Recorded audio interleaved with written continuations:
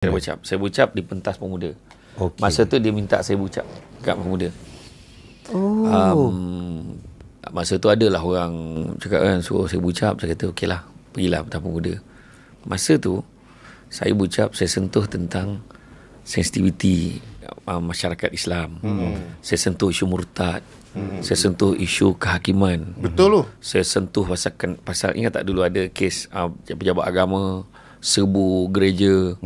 Lepas tu adalah pihak tertentu minta pejabat agama minta maaf belakang gereja. Sedangkan dia jalankan tugas buat siasatan. Jadi saya pertahankan benda tu. Betul. Dan saya kata, kenapa adakah mahkamah syariah ni second class? Betul. Sampai kau nak murtad senang, batalkan putusan mahkamah syariah, seolah-olah mahkamah syariah ni second class. Betul. Saya tegur benda tu. Untuk maklumat semua, masa saya ucap dalam benda tu, masa tu first saya ucap depan pemerhati yang datang dekat Dewan tu. Saya wakil Negeri Sembilan, pemuda Negeri Sembilan masa tu.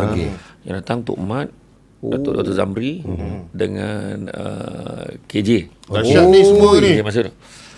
Dan masuk saya ucap saya bagi tu memang termasuklah saya balon yang kes yang apa saya kata penumbuk terbalik. Tok Mat saya ingatlah penumbuk terbalik tumbuk kan.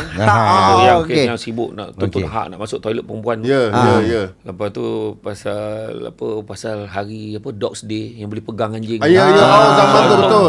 Semua benda tu memang merah lah saya bagi.